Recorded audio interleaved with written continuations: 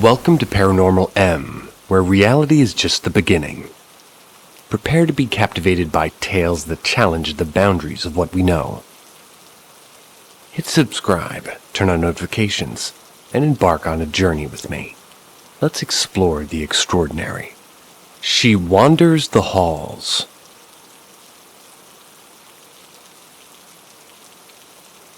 Once again, I work at a nursing home as a security guard overnight on a 12-hour shift for well over a year now. I've had paranormal stuff happen to me before, but I didn't think anything of it most of the time because I'm just tired most nights. But something started about a week ago that scared me at first, but then ended up quite sad after thinking about it for a while.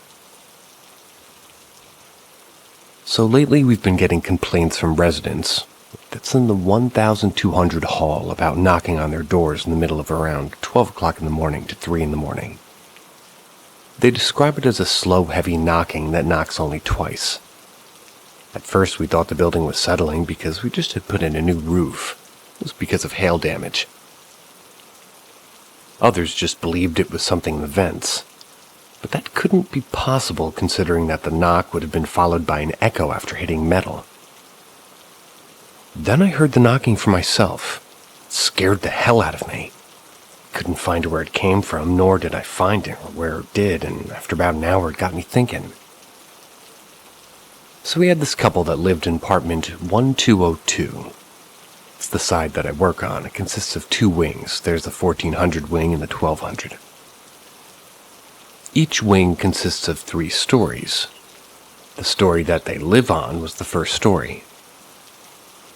The wife had a drinking problem. She'd get drunk and around midnight to 3 in the morning, go around knocking on people's door. At the time, Greg, one of my coworkers that switched to the daytime position, was working. His only job was to make sure that she didn't leave her room. The wife soon after passed away on November 7th, 2018.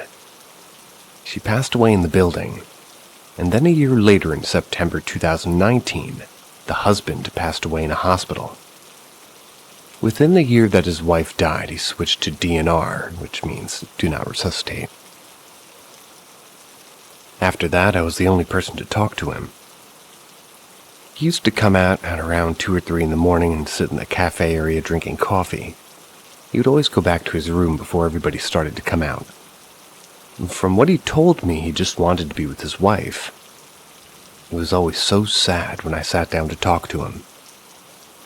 Since she died in the building and he died in the hospital, I think she wanders the halls where she used to, trying to find him. It's around the same time that he and she died. It's a super sad story and I wish her the best. It doesn't freak me out anymore because I know the story behind the knocking. Stuff like this is bound to happen in a nursing home, but I hope one day they find each other. Me too.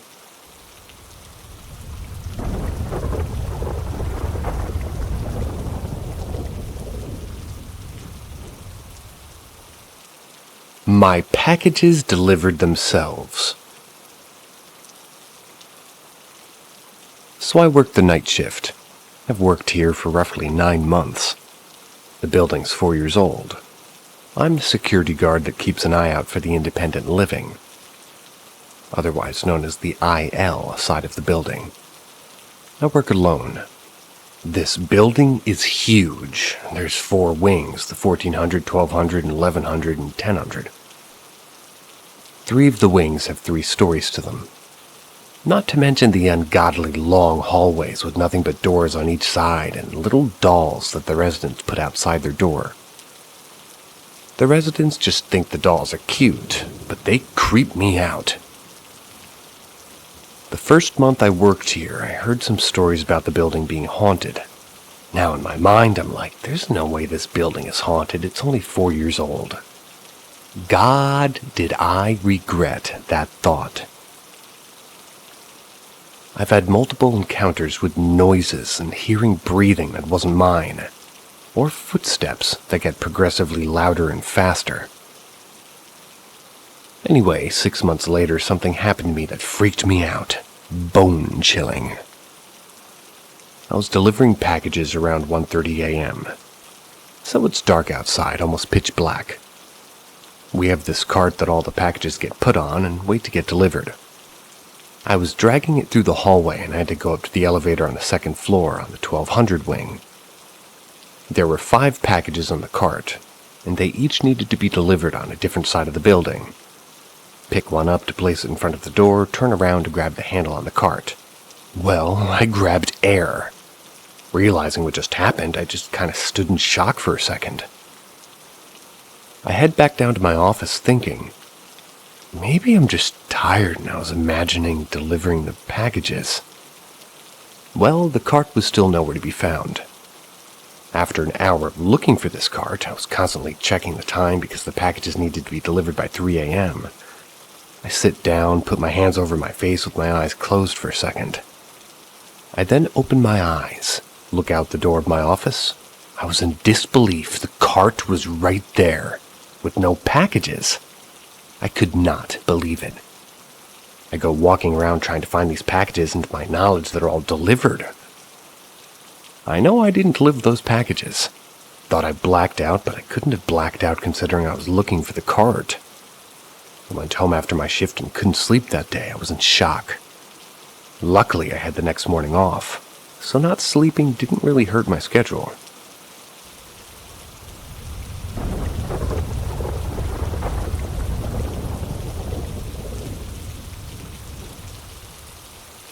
My daughter was haunted by a man and a little girl.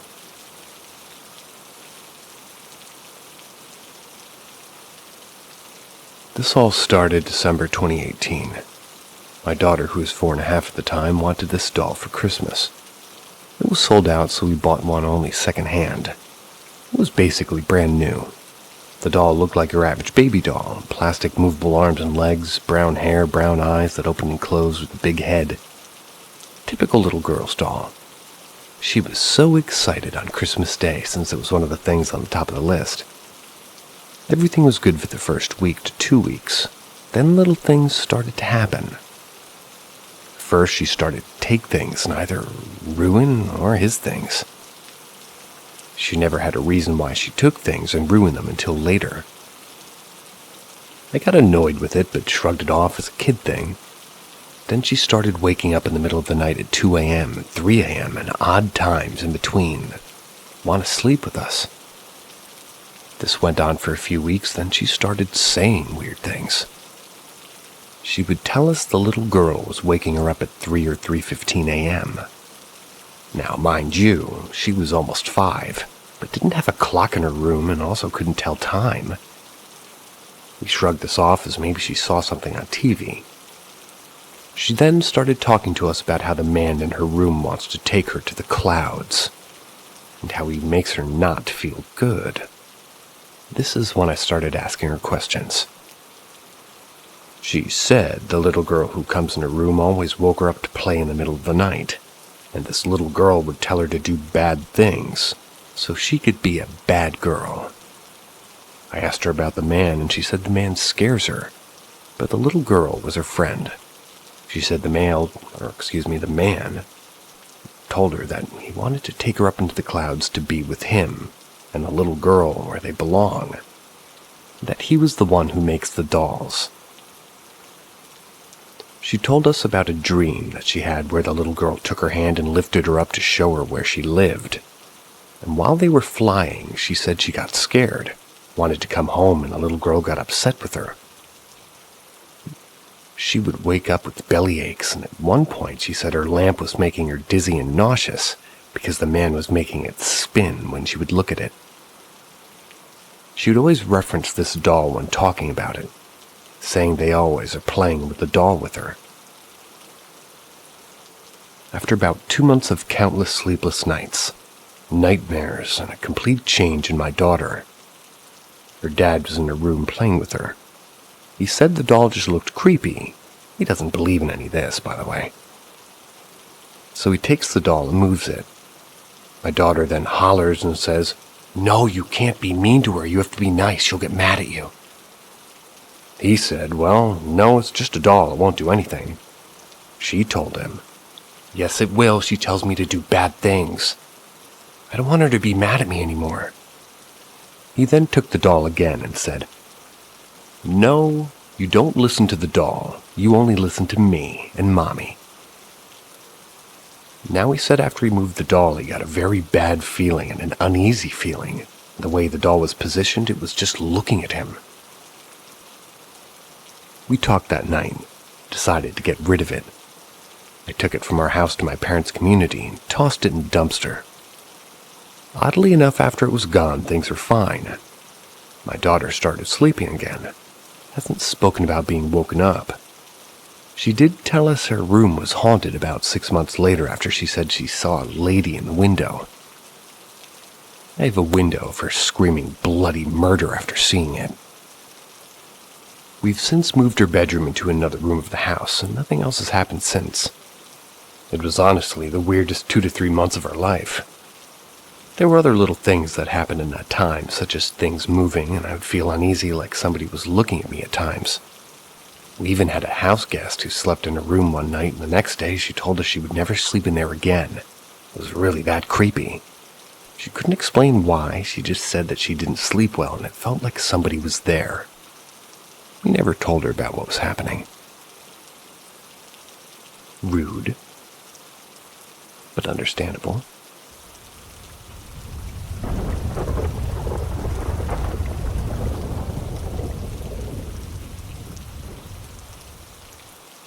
My terrifying ghost story that you'll all think is funny, but it's not. I'm now 50. I'm an electrical and electronics engineer, so I have a particular way of observing things, thinking about them and explaining them. When I go on a job, I have to approach it logically and methodically, work out what's really happening by testing, measuring, and observing. So I'm not taken to flights of fancy, and to this end, I actually don't believe in ghosts. Even to this day, with my experience, I can't bring myself to overcome my years of training and my experience to believe in something that I can't explain. I think orbs in photos are obviously illuminated dust close to the lens. I think EVP is whatever somebody wants to hear, and psychics are con men and women. Sus. Or you just mean women are generally psychic, to which I agree. I'm also not religious or spiritual. I think once you're gone, that's it, you're gone. This is my initial experience. I brushed it off originally. And then my reassessment when my dad told me his story. This is 100% genuine, and when it happened, it terrified me, but when I tell anybody, they think it's funny or some kind of joke. I had put it totally behind me, but my dad, who's now well into his 70s, told me something recently that made me question whether I'm kind of fooling myself. I just don't know what to think anymore. So here I am, and here is the story. In 1985, which was my exam year, we moved house from an old Victorian terrace into a new house. It was new, built maybe 15 years earlier, and old friends. Or on old fields. This is rural England, no Indian burial grounds, old graveyards, early English or Roman graves or anything silly like that. It was pasture fields for cows. Always had been and nothing else. When we moved in, I was like 15. Youngest in my year at school. Everything was great. Over time, I'd go through spells where I'd wake up feeling like I was being pushed into the bed, or wake up from a deep sleep. I sleep really deep and never remember my dreams. While having a great dream, too, and feeling instantly afraid like there was something dark, otherwise known as evil, in the room. Lots of stuff like this. It would go on for a few weeks and then nothing. A couple of months later, it would start all over again. I went to the library, bought books, talked to people, and yeah, this was, if you can imagine it, before the internet. I can.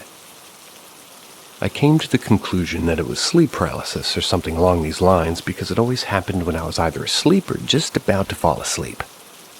This went on for ages. Then one night when I was about 22, 23, I was working 6 a.m. to 2 p.m., then 2 p.m. to 10 p.m. I'd be on the evening shift. By the time I got home, it was about 11 p.m. My usual thing was to watch junk TV for a couple of hours and sort of kind of wind down. While doing this, have a snack, have a few cups of tea, then go back to bed at 2 a.m.-ish. So there I am watching TV. Mom and Dad have gone to bed, and the only door into the room is right by my right-hand side.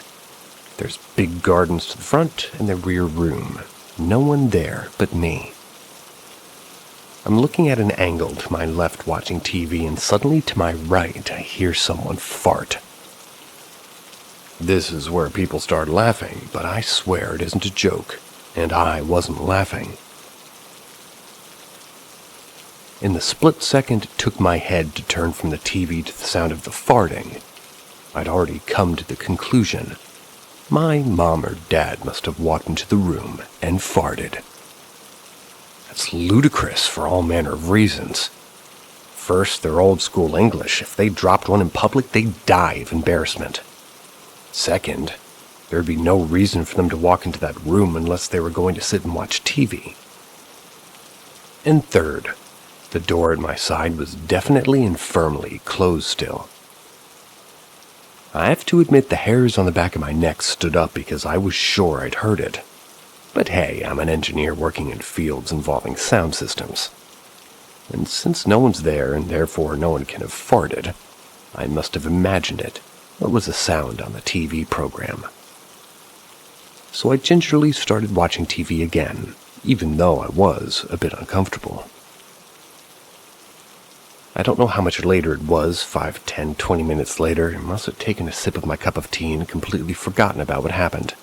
I hear it again from the same place, but this time I don't know if it's louder or clearer or if I was more edgy, but this time I'm 100% sure that I definitely heard it. This is not some sound on the TV or my imagination. I turn and look again and there's nothing there, but now the hairs on the back of my neck are really standing. And as I sat there wondering what the hell just happened, within a couple of seconds max, the smell appeared. It was vile. Can't even describe it. It wasn't a fart smell, but you could, ever smell a smell that made you think the thing that did this wants to hurt you? That was the smell. Dumped my tea onto the coffee table, spun around and opened the door, shot out of it, just shutting it behind me, ran to my room and sat there all night with the light on saying the Lord's Prayer. And I'm not religious. I don't believe in a God. It freaked me out that much. Over the last 30 years, I've played it down and down in my mind to the conclusion that it can't have happened. Ghosts don't exist, and that's what I've stuck with. Till a few weeks ago, and now I'm not sure at all. What happened is that my mom and dad moved from that house to an even newer one, about 10 years old. My dad's been ill with pneumonia, and since he's up coughing and sputtering all night, he's in one room, my mom's in the other. One night my mom's asleep. She feels someone prodding her arm over and over. She assumes it's my dad who isn't feeling well and is trying to wake her up. In her sleepy state, she says, "Yes, what do you want?" No answer. "What do you want?" No answer. And the prodding carries on. She wakes up and says, "What do you want?" When she looks, there's an old woman stood there, prodding her arm. Mom freaks out, hides underneath the covers. When she gathers the courage to look, no one's there. Wakes up Dad, they go downstairs, turn the alarm off, downstairs only. No one there. Search the house, no one there. Freaky bit. I think my mom's imagining things and jokingly say to my dad a couple of weeks later, "Hey, maybe it's the ghost from the old house that's following you." He says, "No, we didn't bring her with us." So I say, "What do you mean by her?" "Well, it was an old woman." "How do you mean?" I saw her. Turns out he'd seen a ghost at the old house plain as day. He actually thought he'd left the front door unlocked and somebody had wandered in. He was sat in the kitchen, the door opened, and she was stood looking at him. She turned around, literally a 90-degree turn, and walked into the living room where I had my experience. He followed her in, one door in, nowhere to hide, no one there. He'd always told me that he'd seen things out of the corner of his eye, but thought he must be imagining it, but never this. Talked to my sister, who moved out maybe 5 years before all this, and she said, "Oh yeah, he told me that years ago, but he didn't say anything to you because he thought you and Mom would be scared and wouldn't want to move house. Couldn't afford to." So there I am, thinking I'm going mad, deciding I'm imagining things, and all my blinking dad had seen it and knew it was real. So, what does this mean? Was it a ghost? Do ghosts exist? Never had another experience since I moved out, and I still can't bring myself to accept it was a ghost over some other more rational explanation. I mean, why would a blinking ghost fart? And how could it? After 50 years, I can't accept ghosts are real, and there isn't always a logical scientific explanation, even if it isn't obvious. I believe in the ghost fart. Smelling is believing.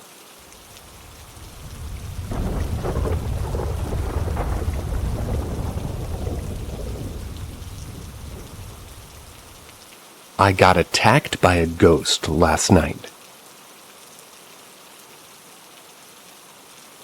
That's a good 20 plus years ago, probably 25 plus. Last night I'm asleep lying in bed on my right-hand side, having a weird dream, and no, I haven't been watching scary movies. In my dream, I'm in some weird American apartment full of bookshelves and antique books. I'm showing some antique books to some prospective buyers. I think this probably comes from watching an episode of Elementary involving a stolen antique map that morning. Suddenly in my dream, I'm aware that a spirit wants to get me, but it's gone into the apartment next door by mistake. No, it sounds mad. I don't know why I'm dreaming about spirits or anything related to them. Next thing I know, and completely unrelated to my dream, I'm waking up because I've just been smashed in the head at full force by what felt like a pillow. Like somebody's taken a pillow, raised it above their head, and hit me at full throttle as hard as they can on the side of my head. I felt the thwack. My ear pressure changed, like an ear almost popped from hitting me on the side. Felt the thump on my head. I woke up instantly, kind of tried to say something like, "What?" But all that my mouth could really manage was a load of gibberish. At the same time, the hairs on the back of my neck stood out like crazy. I turned around to see if somebody's there. It scared the bejesus out of me. It wasn't part of my dream, it was kind of related to the theme of my dream, but I had a real-world reaction to it, like I was properly slapped in the head in real life and felt it. Instantly woke up from my dream. In it no way fitted in with my dream. It was odd. I'm torn between thinking it was real or my brain's imagining things. It wasn't a pillow I was hit with, if I was hit by anything. They hadn't moved, but it felt like getting hit over the head with one, and it was kind of the thwack. This was at 4 a.m.-ish British time. Hope I don't have any more experiences tonight. Can't be going through all that again.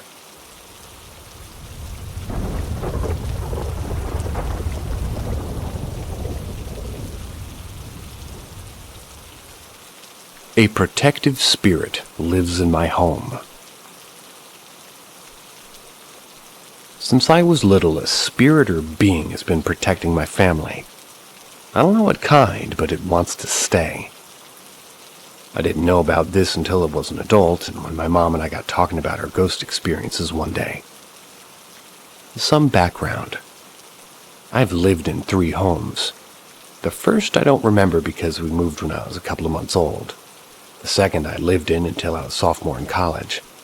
The third I lived in and still with my family from junior year until now, the year after my graduating. In the second and third house, there's always been some areas of the house that felt strange. Creepy, like somebody was intently watching you, but not unwelcoming. Still, it was strong enough that I didn't like these areas at night when I was a kid.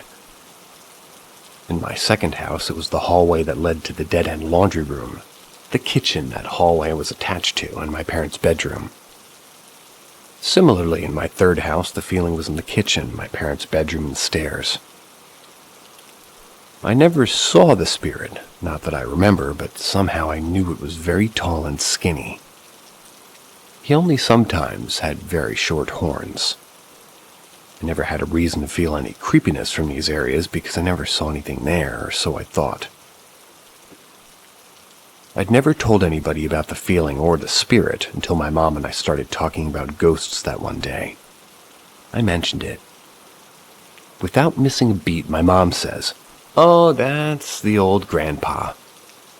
Mom then proceeded to explain the exact feeling I would get in the same areas of the house. She also explained he was very tall.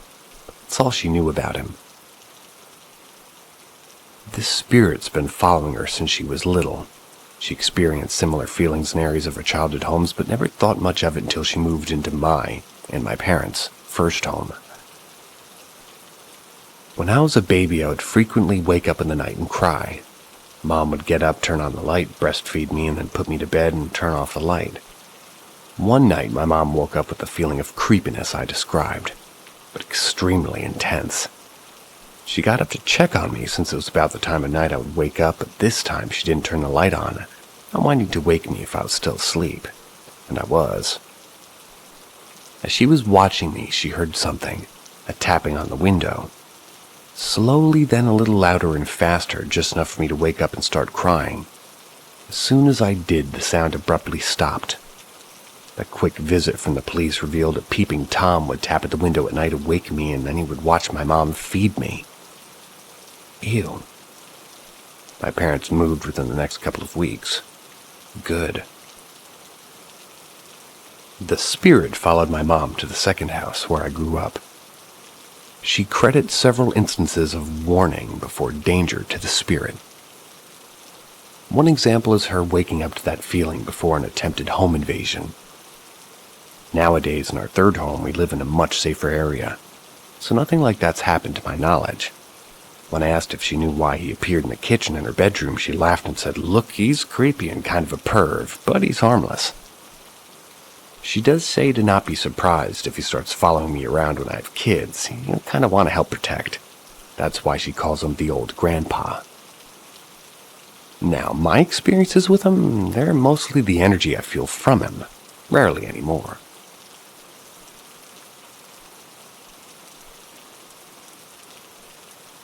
One time when I was in middle school, I was doing dishes in the kitchen of my second house. I had one earbud in and the other out. Why, I could feel that feeling, and I was trying my best not to look over my shoulder down the hallway every minute or so. The one earbud was out to hear if anybody walked up behind me. Dumb, I know. Then through the earbud that was still in my ear, it started like a whisper. Nearly had a heart attack, yanked out my earbud and started down the hallway. Nothing. Never knew what that was about, but I now assume that it was him. One last thing of interest. When I moved to my apartment for college and lived there during school, came back for holidays and summer, I never felt his presence. And I've never felt it outside the two houses I remember. My mom, however, has felt it only one place in the world outside of her homes. Scotland. My heritage is Scottish on both my mom and dad's side. My immediate family itself is not from Scotland. We're regular white breed all-American cheese. White bread. Even so, we decided to take a trip there. One of the places that we visited was burned down and currently being restored. It's a Dunans Castle, also known as Fletcher Castle. We were signing our family in for a tour, but our guide stops us when he sees our last name. As in the Scottish version. When we confirmed yes, our guide smiled and said, "I've got a surprise for you then."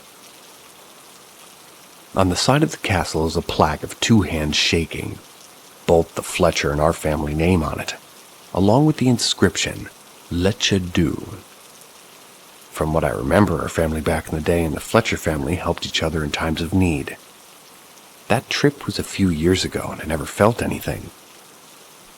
But later during our ghost story telling, my mom told me that she felt old Grandpa there.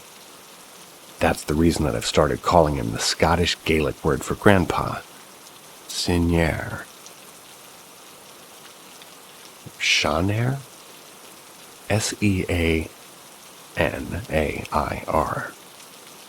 I can't do Gaelic. Want to.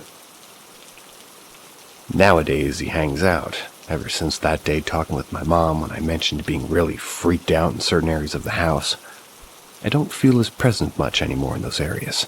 Almost as if he felt bad for freaking me out.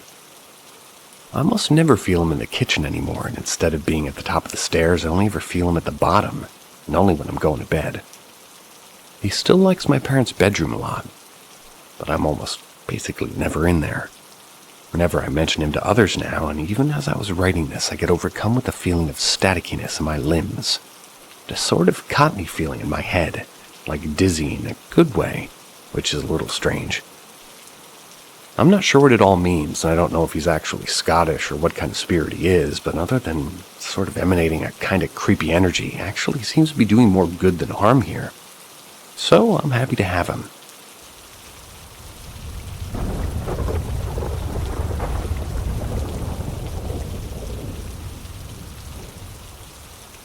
My family's history with the supernatural. To begin, I don't think I believe in the paranormal. It's a family trait that we scoff at anything, pretty much despite having our share of odd stories and small encounters. Our opinion on religion and the supernatural has always been one of stoic agnosticism. Regardless, there are family stories that get told again and again, usually to guests in the late of the night, and with a bubbly haze of booze in the air. I'm also aware that recently a lot of these subs have been getting a lot of exaggerated, and some fictional stories too. I don't want to appear as a no-sleeper who escaped their cage, so I'll try to write these simply and without much opinion, just give you the details as I experience them, or as I've been told. My family moved to Ireland around the year 2000. We moved into an incredibly old and almost dilapidated house on the west coast. It's around here where this history with potentially supernatural occurrences began. I do have many other stories from my extended family too, although I think I can validate turning these into separate posts. I'll just use this one to focus on our time in Ireland. I'll begin with our family's ghost story, the one that began it all. 1. I don't really know time frames, but it must have been within our first year of living in the house. My mother's not a believer in the paranormal, but at the same time she's not a stranger to it. Our house had a large front garden with a small path that ran straight down the middle of the road front door. Our kitchen overlooks this. It's a big room with large uncurtained windows, quite spooky at night. Attached to the kitchen is a playroom that faces out the back of the house, and likewise has massive uncurtained windows. Every now and then my mother would glimpse a lady in white through the kitchen window. They'd be walking down a path toward the door. The first few times she went to greet the lady but found no one there. And these sightings continued, and she would either see the lady walking down the path or catch a glimpse of something white passing directly by the window. She ignored these and never brought it up with my father. One day, however, they were both in the kitchen, and again my mother saw the flash of something white glide by the window. Used to it by this point, she said nothing and continued with whatever she was doing. But then my father said, unprompted, "Wish that bloody woman would go away." It was then she realized that she wasn't seeing things. For the first time, they both acknowledged the presence of this woman. Things escalated from there. My father began seeing this woman, except now he would see her passing by the back windows in the playroom sometimes. That room overlooked some fields that lead to the sea. I think by this point he was getting really freaked out. One night in particular, he said he watched the lights flicker on and off in the room and watched the woman go back and forth in front of the window for ages. While that seemed like the bubbling point, the real turning point involved 3-year-old me. One day I was playing on my own in the living room. This has another large window forcing out into a little walled-off section around the back of the house. It was always overgrown and wild, as it was impossible to get a lawnmower at that point. My mother heard me screaming bloody murder before she could even get to me. I was flying out of the room in utter hysterics and unable to speak coherently. I kept screaming about a massive white bird that had been stood peering at me through the back window while I played. At this point, they decided to do something. Got someone. I don't think it was a priest, but maybe a local who was religious to visit the house. And ultimately bless it, and after that, the haunting stopped. Now, we had a strange situation with this house. Due to some family issues, we ended up moving out of that house after a couple of years. My parents separated, and me and my siblings spent a few years moving around to different houses in areas of the west coast of Ireland. Eventually, we moved back into this house. I spent the remainder of my teenage years living there with my mother. To keep things brief, though, I'm just going to list everything weird I think that happened between the story above to basically how the situations weirdly continued with my younger sister. They live in that big old house alone with my mother now. Here it is. My father has kind of another wild story from when we first lived in that house. Not sure when it happened exactly. Nearby to that house, along a path leading to a nearby beach, is a house notorious for being strange. This is about a 90-second walk away. A lot of the more superstitious locals genuinely think it's evil. It was built by a man for his family and something bad happened, but I can't remember what. So for as long as I've known, it's been uninhabited. One night my father was walking our dog. It was heading to the beach.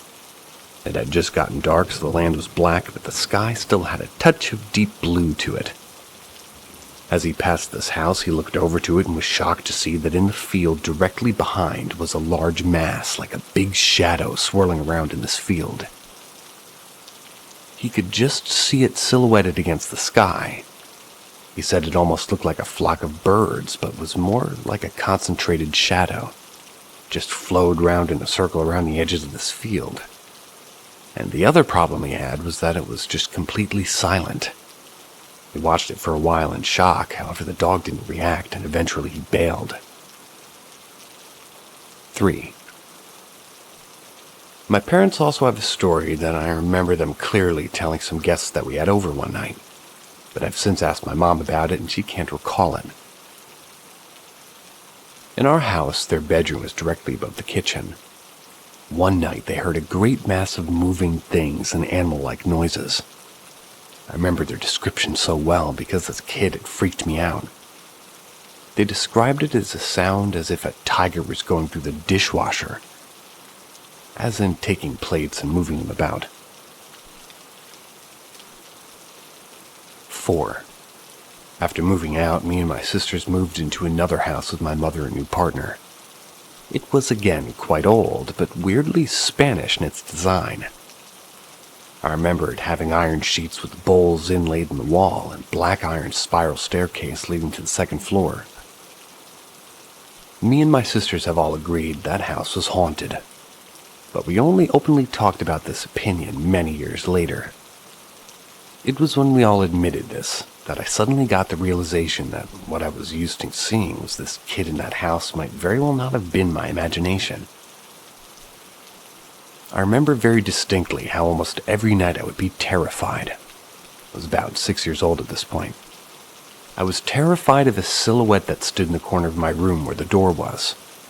The door opened inwards, so it stood in the exact spot that would be hidden if the door was opened. I slept with the door shut, and when my eyes would adjust to the dark, I'd always be able to see this shadow. led me to having to come up with coping mechanisms to deal with the monsters in the room, as I called them. I convinced myself I was safe from it as long as I always pretended to be asleep, but I would secretly stare at it for ages. 5. In this same Spanishy house, one night we all headed out somewhere, leaving our dog behind. I don't remember what we did, but we arrived home late, found that for some reason every single window in the house was swung wide open. Every single one. I remember sitting on my bed while everybody searched the house, my older sister coming to my room and checking under the bed. The explanation was that the dog had somehow learned to open the windows and had done it while we were out. Now skip forward to when me, my mother, and my 2 younger sisters moved back into the coastal Irish house, a few years later. I'll list off all the weird things, although more minor, that happened here. 6. One morning I came and sat in bed with my mother. My younger sisters were downstairs.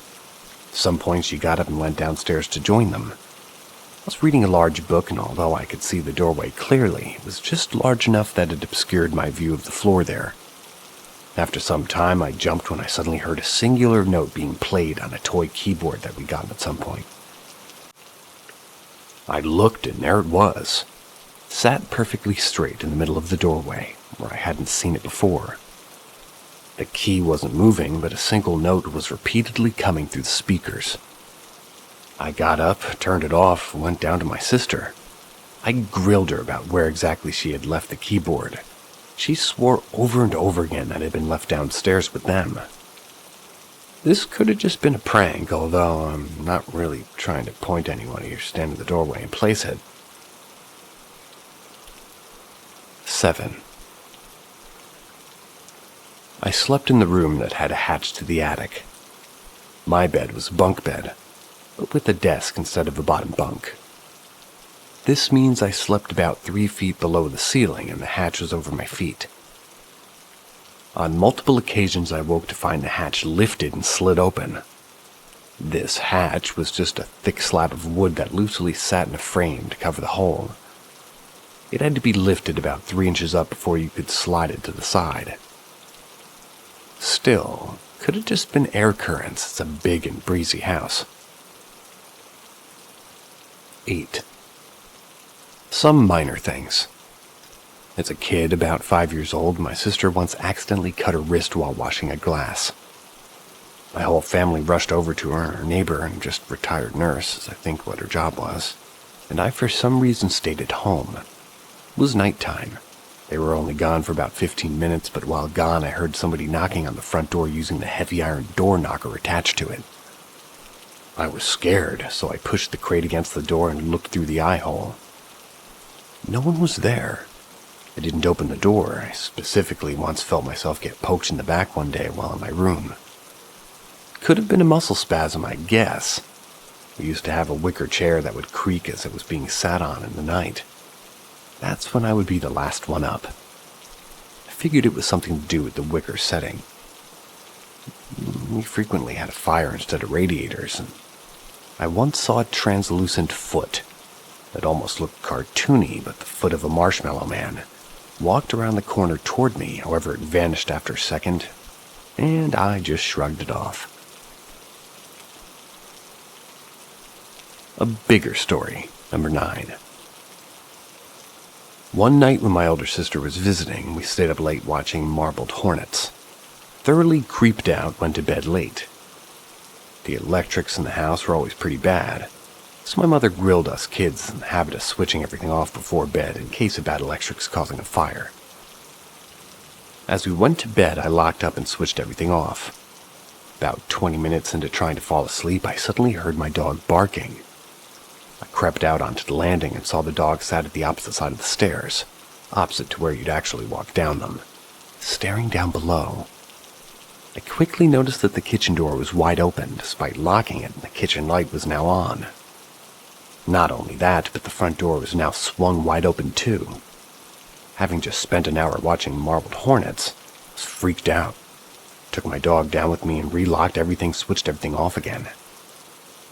I went to bed imagining the slender man loping around in the hallway behind me. 10. One night my mother and her boyfriend said they'd heard two people talking in the kitchen while they tried to sleep. I don't know why neither of them ever got up to check it out. I didn't really ask. A couple of days later we found out that the wire we used to tie the front gate shut to stop my baby sister from getting out to the road, it had been cut. I'm sure nothing paranormal. Some people probably just came into our house. It's still weird the wire was cut, as the gate was only a few feet tall and easy to hop over. Completely unnecessary to cut the wire. 11. This is probably the most unbelievable one. And I generally don't tell people this unless I believe they're very open-minded for that reason. There's no point telling it to people I don't think will believe it. It was not a dream. I'm not superstitious. I just can't explain it. One night, 15 or 16 years old, I couldn't sleep. My bedroom at this point was a large room in the back of the house and it had large windows. I couldn't sleep though, and I felt like I could hear something. There was no discernible noise. I just had the feeling that there was something kind of sound or vibration, but it was so faint I convinced myself it was my imagination. Still, it didn't go. And the feeling was so persistent that I got up and went to the window. I pressed my ear to it. The windows were old and rusted shut. They didn't open. I realized that there was definitely some kind of vibration. Now, curious, I went downstairs and quietly opened the front door. What greeted me in the night was completely different. It was a loud thumping noise that filled up the entire night. I mean loud. I don't understand how it wasn't more audible from my room. It was deep and bassy and rhythmically thumping. Basically, just like if you were at a festival, it sounded like the bass drum from a dance track, and about that loud too. But I'm stood in the middle of rural Ireland.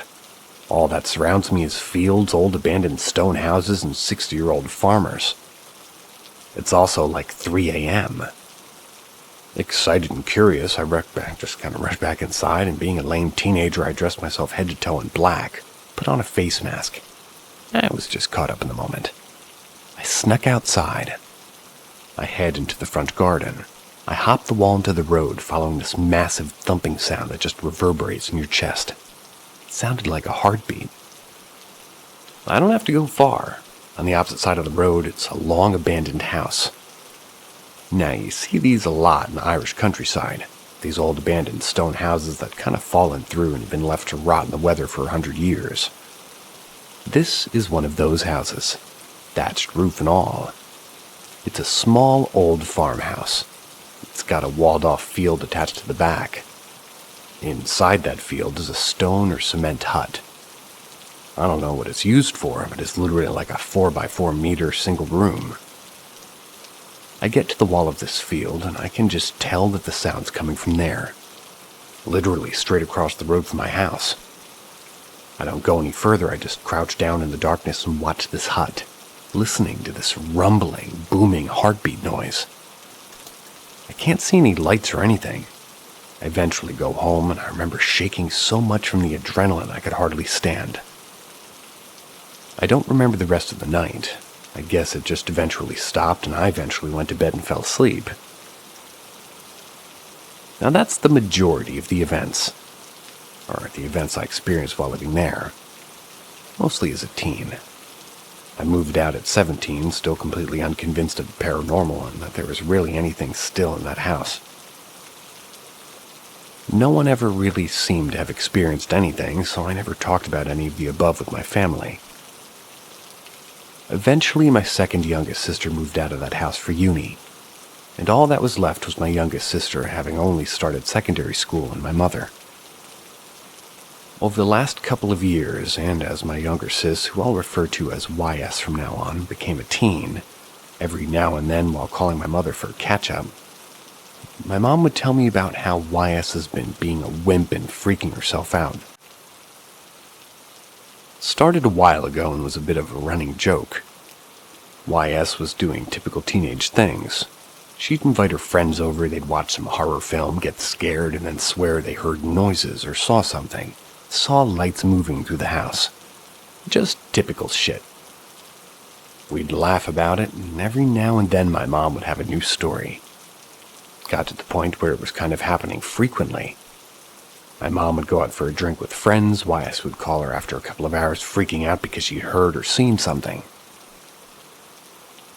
The main one I remember is that she'd been home alone in the bedroom on her phone, when suddenly a woman screamed her lungs out right outside her bedroom door. Obviously, she flipped and called my mom in tears. My mom dismissed it, said she'd probably heard the neighbors shouting at each other, yada yada yada. This happened a few times, and we always laughed at YS for being a chicken and freaking herself out. We have a friend who's a white witch, and to calm YS down, my mom invited her around to smoke the house, whatever it's called. She thought this would be a bit of a placebo for YS, and for a while everything did calm down. This lady also thinks that YS is quite perceptible to these things. So she's had some weird results in doing some kind of chant for YS. Then I visited my mother a couple of years back. We went to the pub, and after some drinks, she admitted something that made me swear not to tell YS. One morning, my mom awoke, and just before she needed to get up for work, she lay in bed for a few minutes just savoring the free time, and then heard YS walk down the stairs. It's an old house, so those stairs creak like all hell. As well as that, there's a baby gate at the bottom of the stairs to stop her dogs from getting upstairs during the night. Surprised, she eventually gets up and goes downstairs. Baby gate is still locked, and she looks around. YS is nowhere, goes back upstairs. YS is still passed out in her bed, so no one got up and could have walked down those stairs. But yeah, this could have just been some kind of sleep delusion. My mother's the most stubborn of us, when it comes to acknowledging the paranormal at least. But with this, she's very serious. Now, last story. Skip forward a year, it's been a while, and I've been keeping bad contact with them, so I'm not really up to date. These little scares have been happening, but I've heard about nothing major. Finally meet up with them again last November for a family or early sort of Christmas thing. On the first night I'm talking to YS, and I can't remember if I bring it up or if she does, but we start talking about her experiences. Then she tells me this. And as she tells me this, she's in no way excited or elated or anything. For a 15-year-old, there was no theatric, just blankly regaled the story. Sort of as if to say, now are you gonna tell me it's not true too? She just seems tired and casual about it and admits that she's sick of all of us just never believing her. So she says this. My mother's out with some friends. YS has two of her own teenager friends over having a sleepover. I think these two friends are common culprits for jumping on the spooky bandwagon and kind of commonly freak themselves out. However, this time they're all stood in the kitchen. It's a pretty dark house, there's only a lamp on when they're talking. They stood in the corner of the table, spread out a bit. It's a tall table, so the chairs are quite heavy wooden ones. And when you sit on them, they're tall enough that your feet don't touch the ground. While they're chatting, they hear a scraping noise. And for a second, YS can't figure out what it is. She thinks it's the fridge making a weird noise. Then from in between them, one of those heavy-ass chairs slowly fucking slides away from the table. I try to ask her really specific questions here. Seems like it moved about 1.5 meters over a few seconds. It's not really fast, but it does slide out in a diagonal path away from the table in between the girls. The chair then lifts onto one of the legs of YS. Genuinely said it span around 3 times on that back leg, then fell over flat, leading down to the back hallway near the side of the table. They freak the hell out.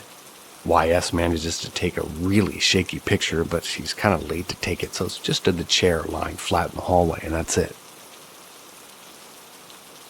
Now I know that seems like a typical lie told by a freaked out teen, but she's really not like that. And the way she haggardly told me the story just got me. I told her I believed her. We talked for a long time about my experiences and other experiences that she's had. And that's kind of where the story's left off.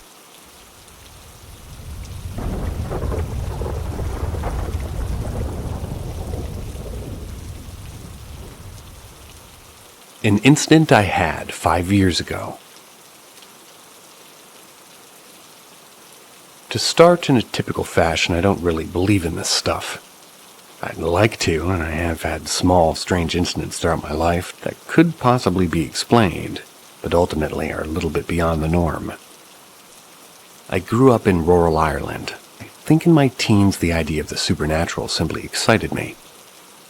Being surrounded by old farmers with their strange folk tales, and even members of my family who held defiant stances against the paranormal world, but had inexplicably experienced strange things. I grew up with an eager attention towards these things, but definitely do not hold any strong beliefs. Either way, I've experienced some weird things that may interest some of you, and I intend to write a few of them up, just because. This particular situation is just what happened. I'm implying nothing nor making any assumptions or conclusions, just writing it up as it happened.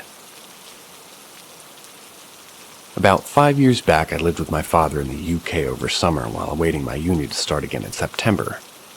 It was a relatively newish house in a nice residential area of a large town. The house was at the top of a hill and nearby was a small graveyard. I had my PC set up in the dining room. It was on a table placed so that way I had my back facing the large bay window. That night my father was away somewhere. It was just me and my stepmother at home. At this point she was in bed. It was quite late, definitely after midnight. I got a text that he'd be back in about an hour, maybe 2 hours' time. Despite knowing he was coming home later, while just browsing stuff, I heard a tap on the window. I instantly assumed it was my father having returned super early. I turned around and couldn't see anybody, but this didn't shake that idea that he must have been home and wanted me to open the door for him. Bear in mind, this was the back of the house, so in the adjoining kitchen there was a back door only about 5 feet away from the edge of the bay windows, so it did make sense for him to be tapping on the window. I get up, go to the kitchen, open the door, and find no one there. I figured, oh, well, I guess it's a strange occurrence. I shrugged it off. It was a nice night, though, and I just stood in the doorway for a minute and looked at the stars. It was only a minute, but suddenly, exactly where I was looking, I saw a weird shape flash across the sky.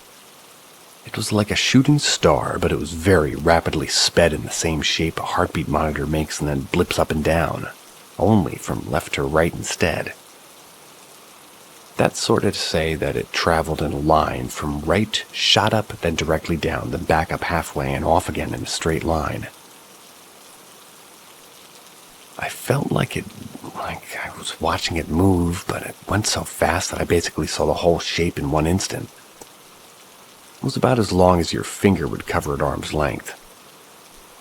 Again, I just thought it was weird. Immediately after, though, I heard stuff move on the kitchen counter directly behind me. In fact, it made the exact noise of the kettle being placed on its base. So similarly that I 100% believed my stepmother had woken and was putting the kettle on. I spoke to greet her and turned around only to find the room empty and still. Thought it was weird, but I left things alone and went back to my PC. The night ended normally. Now, the next bit is hard to describe effectively, and in my opinion is both more explicable but understandably hard to believe. It may also be totally unrelated to the first half of the story, keep that in mind. Over the next 2 to 3 weeks, I was harassed by a tiny shape. I remember it starting almost immediately after that night, but in no way can remember specific time frames. We had a piano in that same dining room, and in the middle of the day I was sat playing it. While playing it, I started seeing this little shadow about 5 or 6 inches tall dart behind things. For instance, I would see in my peripheral hide behind my leg, or I would be looking at the piano and notice it move behind a picture frame on top. It didn't stay exclusively in my peripheral. It would sometimes move around quite close to the center of my vision, but just in areas I wasn't directly focusing on. It wouldn't move across large stretches at first either. More just like I would notice it quickly hide behind things as if it had been peeking out and I hadn't previously noticed it. I remember while playing the piano this first time over this 10-minute window, it happened over and over to the point where I became really frustrated and tense. It wasn't frightening at all, but so frustrating that I began stressing out. This happened, as I said, for about 3 weeks. And this time I also moved out of my father's house and into my new student house. I was happy to be back with my friends in a free environment, but was still kept on edge by this constant shadow. I didn't mention it to anybody for the duration it happened for. It escalated at one point to where I'd be sitting in a room and see it fly around the ceiling and hide behind light shades like a bat flitting about. In the few times I clearly remember seeing it, I was alone, although it may have happened a few times with other people in the room. And then, just as it started, it suddenly stopped. And that was it. I was left alone, I accepted it, and I moved on. And that's the first of my potential incidents. Sorry for length, but I didn't want to split these 2 instances up. Generally consider them as one incident. I know of people who experience stress kind of through weird visual hallucinations. I suppose it could have been this, although I don't remember being stressed at that time, nor for really a long period. Never experienced anything similar.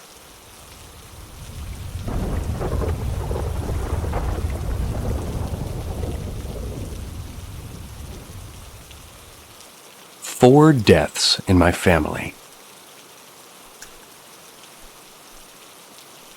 Okay, so on to the first experience. I was around 6 at the time and playing outside when I suddenly really had to use the toilet. So I'm sprinting to the house to go do my business, and as I pass the front window, a disembodied hand appears on the opposite side of the window pane. It clenches its fist, knocks on the window 3 times before vanishing. Me, being a brave but dumb 6-year-old who would be first to die in a horror film, makes the wise decision to go inside anyway and ask who's there. Of course, no one answers since my parents are outside gardening, and my other living sibling are also outside playing. Notice how I said living. At the time, I had one other deceased sibling who had died many years prior in that same house. I like to think that disembodied hand was that brother trying to scare me into peeing myself, but joke's on him because I managed to hold it in. Now the creepy thing is that after we moved, that house flooded twice before burning down. All that's left is an empty lot. Part of me thinks that my brother stuck around to prevent natural disasters, and once we left, he left too. Cut to a decade later. This is when we get into the really heavy stuff, so be warned. I feel warned. For a couple of months prior to my 17th birthday, I had recurring dreams about being diagnosed with cancer, which was odd because it was something I'd never worried about before. Then on my birthday, I had an absolutely terrifying dream that my sister was going to die. It was so vivid that I woke up sobbing and even told my mom that I thought my sister was going to pass away soon. She didn't believe me. And sadly, by the time my sister came home, I convinced myself it was just a dream too. I never warned her. That was a mistake. A month later, she passed in a car accident. At this point, I'd like to remind all those reading to be careful driving in the winter, especially when ice is partially melted and slippery. The narrator seconds that notion. Another weird thing with my sister's death is she seemed almost subconsciously aware that she would die soon, even though it was unexpected, and that I failed to warn her. She told my mom multiple times in the months leading up to her death to make sure to let her horse see and sniff her body and if she ever passed away so that she knew she didn't just abandon them. About a week after my sister's death, my dad's biopsy results came back. This is where the cancer dreams become relevant. Turns out he had stage 4 cancer for a while, prior to diagnosis too. Same cancer I'd been dreaming about. Not a year later, he passed away. At the time, I was devastated. It was unimaginably painful to lose 2 family members back to back. I was also dealing with guilt and dissociation, and reality felt unreal, especially with the prophetic dreams blurring the lines between past, present, and future. Sadly, this was not the end of those dreams. Cut to 4 years later. I started having suicide dreams a few months before college winter break. Later, while on break, I found out that my brother had been depressed and suicidal for these past few months. I talked to him about it and told him that I was there for him and that I loved him no matter what. But I guess that wasn't enough. Thought he was doing better. He had just gotten a new, well-paying job, and we had just finished a nice family dinner, and something we hadn't had in quite a while. He went downstairs to his room, and I went upstairs to bed. That night I had another suicide dream, but in hindsight, this one was different from the rest. It felt more like a visitation dream. In it, my brother led me downstairs to his body. He explained to me why he did what he did. Not with words, but with emotions. I could feel what he was feeling. He then said that he had to go now, and I woke up screaming. You'd think I would have learned my lesson by now, but I guess not. I convinced myself that it was just a dream, and I decided to go downstairs to do some laundry. I found his body instead. It was lying in the exact same position it was in my dream. Because of the way it was propped, I thought he was still alive and went to say good morning before I realized that he had passed. For a few days after, I couldn't sleep because all I could see was my brother's body. But one early morning, it just stopped and I could sleep again. I suspect that my brother was helping reduce my PTSD from the other side. Rest in peace.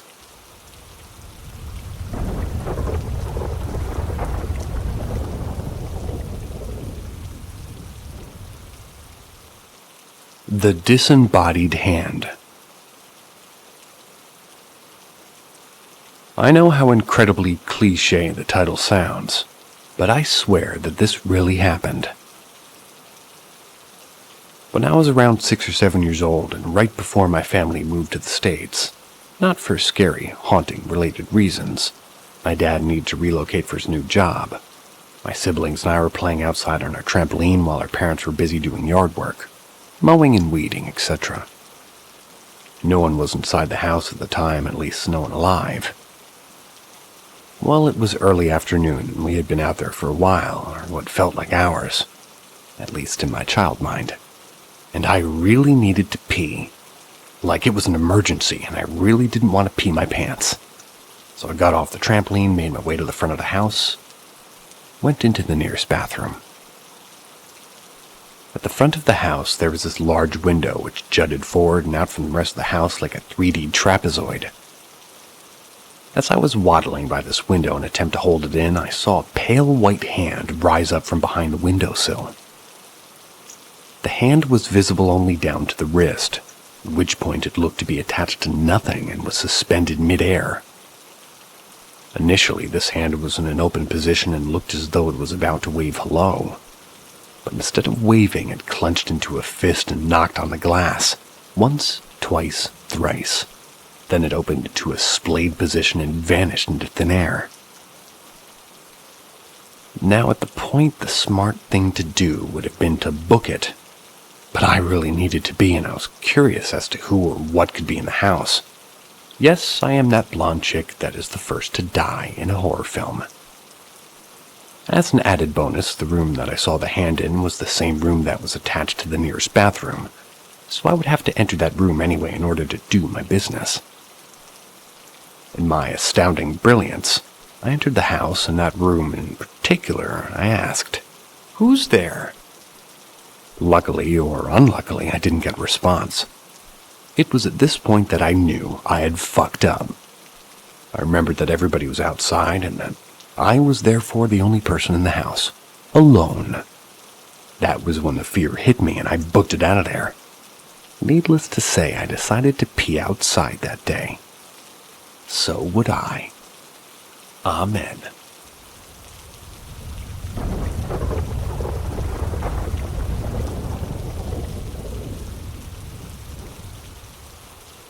Positive experiences with the paranormal. Question. From an outside perspective, it appears as though there are many more neutral or negative encounters with the paranormal. Very limited positive ones. Personally, I think that this may be due to what people tend to focus on. Negative memories tend to override positive ones. I was wondering if indeed positive experiences were just as numerous as negative ones, but less recognized or remembered. Out of what I believe to be the few truly paranormal experiences that I've had, I can remember only one that seemed positive.